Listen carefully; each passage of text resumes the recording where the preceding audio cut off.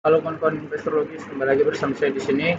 Kali ini saya akan coba menganalisa tentang saham-saham yang akan keluar lagi dividennya. Nah, kemarin saya juga udah memprediksi di 3 saham dan itu sudah saya buatkan kontennya. Jadi saya memprediksi di situ ada bukan ITMG, MBAP dan BSSR akan membagikan dividen dalam waktu dekat ini. Dan ternyata benar dua sudah membagikan BSSR dan ITMG. Selanjutnya kita tinggal menunggu apakah MBAP benar akan membagikan dividen. Di konten yang ini ya, kalian cek saja langsung.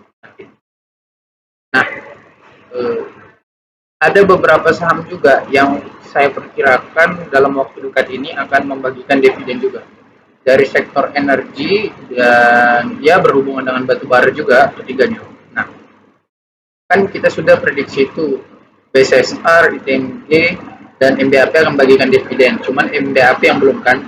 Nah, sekarang kita lihat coba sahamnya MBAP. Ini 7 September 2023 pukul 12.36 market istirahat. MBAP bertahan di 5.350, turun 0,47%. Nah, MBAP ini saya prediksi akan membagikan dividen kemarin kan. Kita lihat di sini track record dividennya. Nah, ini. Jadi MBAP ini cenderung membagikan 2 kali dividen dalam 1 tahun. Yang kedua itu cenderung kita lihat di sini datanya 2015 di November, 2016 bagi sekali, 2017 September, November, Agustus, Oktober, September. Nah, ada yang September, ada yang Oktober. Namun cenderung November, November ya. Nah, ini kan ITMG sama BSSR udah ngegas duluan bagi dividen. Nah, cuman apakah saham-saham batubara lainnya juga akan ikut? Nah, menurut saya gelombangnya akan ikut juga. Jadi saya kira MBAP nggak akan bagikan dividen selama sampai November. Mereka akan membagikan dividen antara bulan September ini atau Oktober menurut saya. Karena ITMG dan BSSR udah ngegas duluan ya kan, kayaknya mereka akan nyusul juga dibagikan dividen di tahun penutupan 2023. Nah, laba dari MBAP ini kan masuk akal untuk membagikan dividen. Kuartal 1 sama kuartal 2-nya masih laba, nggak rugi.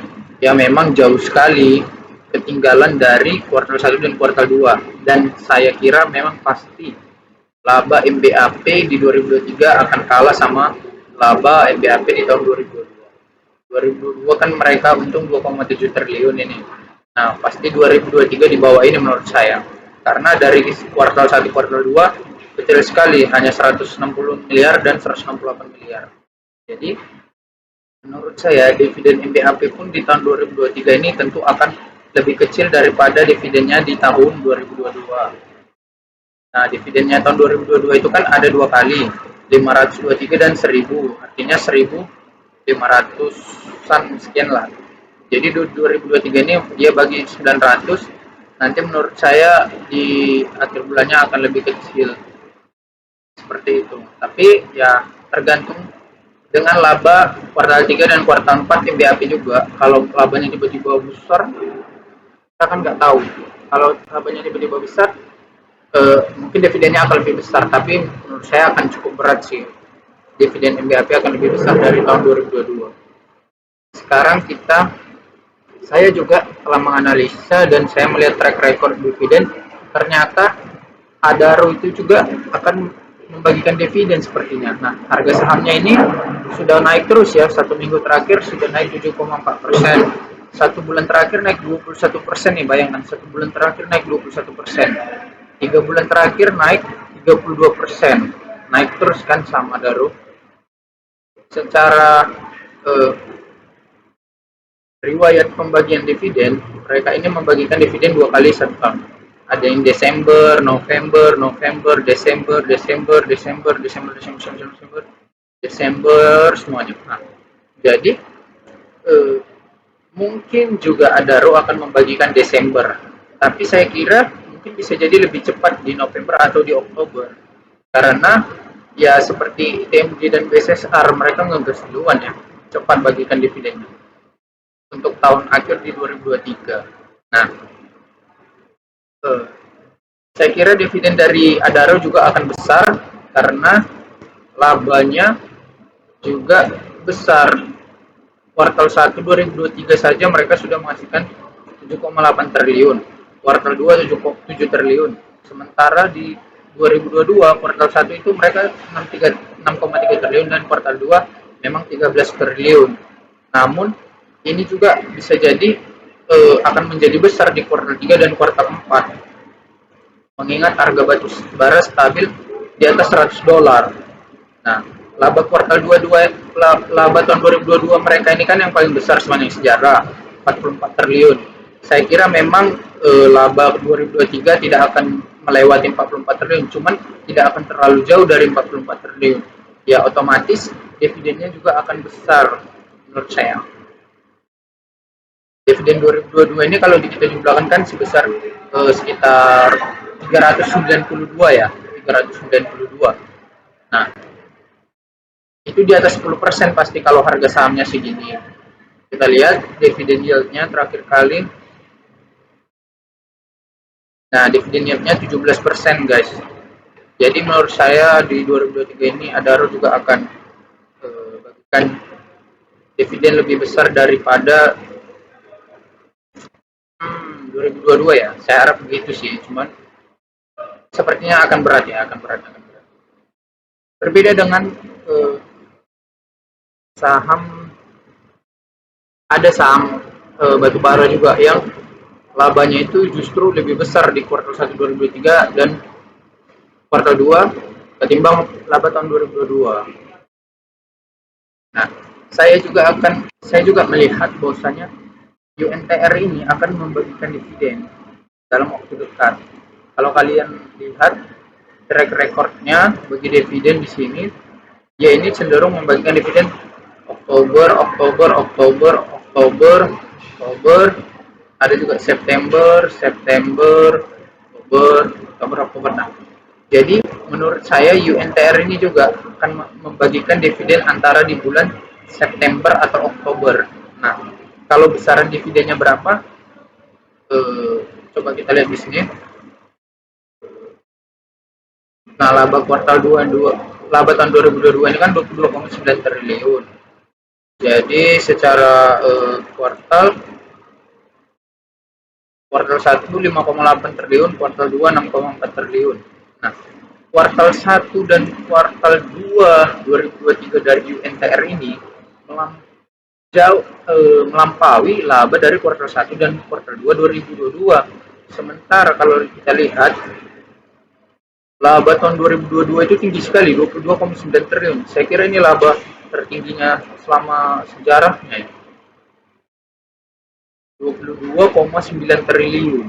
Nah, ada kemungkinan laba UNTR di tahun 2023 bakal lebih besar daripada laba di tahun 2022. Nah, UT inilah yang saya maksud tadi. Jadi saya kira dividen UT di antara bulan September atau Oktober akan lebih besar daripada dividen di tahun 2022 nanti.